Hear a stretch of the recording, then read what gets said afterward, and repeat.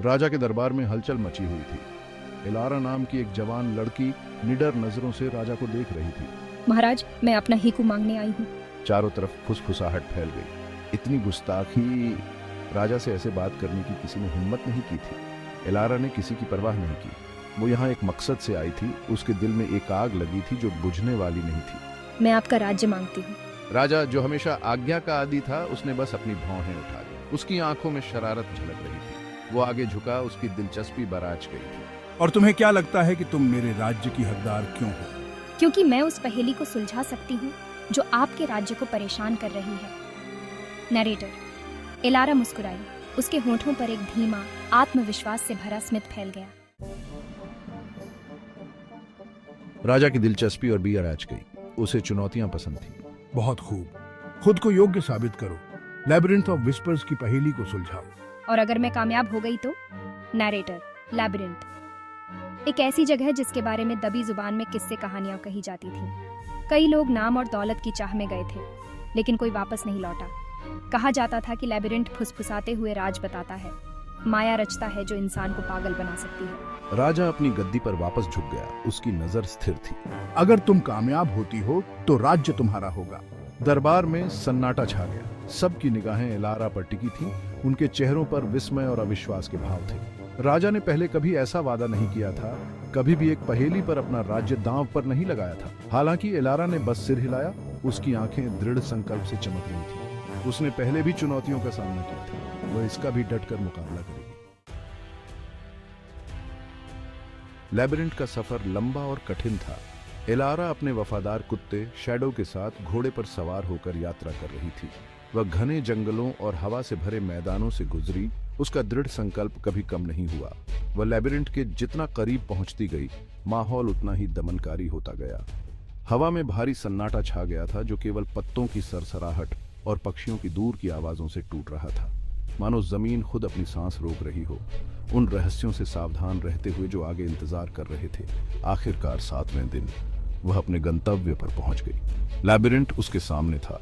पुराने पत्थरों से बना एक विशाल ढांचा जिसकी दीवारें जटिल नक्काशी से ढकी हुई थीं। प्रवेश द्वार पर 2 विशाल मूर्तियां पहरा दे रही थीं।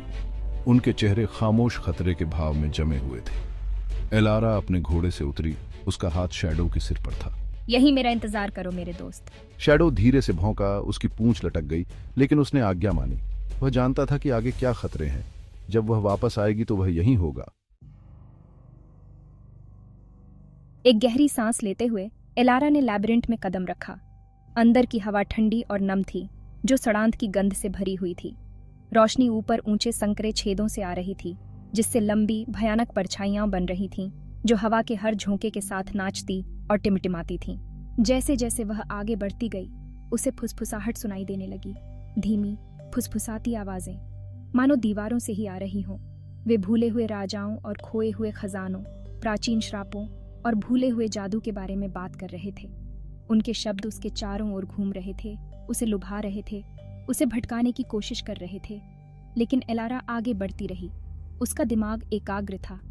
वह जानती थी कि फुसफुसाहट माया थी, उन लोगों की इच्छा शक्ति को तोड़ने के लिए डिजाइन किए गए हथकंडे जो प्रवेश करने की हिम्मत करते थे। वह बहकने वाली नहीं थी। वह लैबिरिंथ के दिल को ढूंढेगी और उसकी पहेली को सुलझाएगी। रास्ता मुड़ता और घूमता रहा, उसे गलियारों और कक्षों के चक्रव्यूह में ले जाता रहा। हर मोड़ नई चुनौतियां लेकर आया, उसके संकल्प का परीक्षण करने के लिए डिजाइन किए गए नए भ्रम। लेकिन एलारा ने दृढ़ता से सामना किया। उसका दृढ़ संकल्प खुद पर उसके अटूट विश्वास से भर गया। आखिरकार एक अनंत काल की तरह लगने के बाद एलारा लैबिरिंथ के दिल तक पहुंच गई। यह एक गोलाकार कक्ष था जिसकी दीवारों पर दर्पण लगे हुए थे। बीच में एक चौकी थी जिस पर एक सफेद गुलाब रखा हुआ था। जैसे ही एलारा पास पहुंची, दर्पणों में उसका प्रतिबिंब बदलने लगा। उसकी आंखों के सामने छवियां टिमटिमा रही थीं। उसके अतीत, उसके वर्तमान, उसके भविष्य के दृश्य। उसने खुद को एक बच्चे के रूप में देखा, धूप में हंसते हुए। उसने खुद को एक रानी के रूप में देखा, बुद्धिमानी और करुणा के साथ शासन कर रही थी। और उसने खुद को बूढ़ा और धूसर देखा, जो प्रियजनों से घिरा हुआ था। और फिर वह समझ गई। लैबिरिंथ की पहेली कोई ऐसा प्रश्न नहीं था जिसका उत्तर दिया जाना था, बल्कि आत्म खोज की यात्रा थी। लैबिरिंथ एक दर्पण था जो उन लोगों की गहरी सच्चाइयों को दर्शाता था जो प्रवेश करने की हिम्मत करते थे। इलारा ने हाथ बढ़ाया और धीरे से सफेद गुलाब लिया। जैसे ही उसकी उंगलियों ने उसकी पंखुड़ियों को छुआ, दर्पण टूट गए और लैबिरिंथ उसके चारों ओर टूटने लगा। इलारा लैबिरिंथ के खंडहरों से निकली। उसकी आंखें नए ज्ञान से चमक रही थी। उसने अपने डर का सामना किया था, अपनी शंकाओं का सामना किया था और विजयी हुई थी।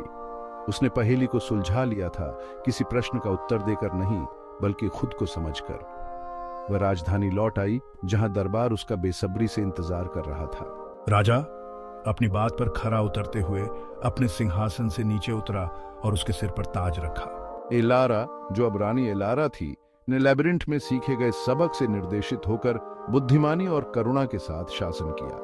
उसे फुसफुसाहट याद आई, धमकियों के रूप में नहीं, बल्कि आत्मविश्वास की शक्ति की याद दिलाने वाली बातें थी।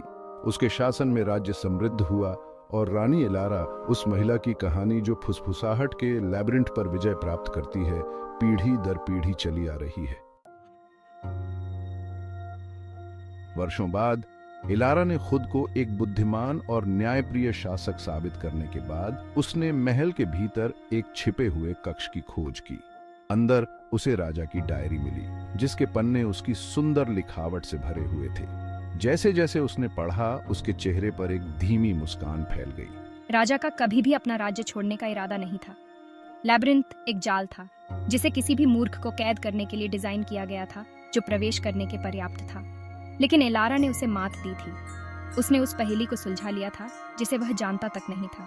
उसने अपने भीतर सच्चाई पाई थी और ऐसा करने में उसने न केवल एक राज्य जीता था, बल्कि उस व्यक्ति की प्रशंसा भी जीती थी जिसने उसे धोखा देने की कोशिश की थी। डायरी में अंतिम प्रविष्टि कांपते हाथ से लिखी गई थी। बस इतना कहा गया था, अच्छा खेला इलारा, अच्छा खेला।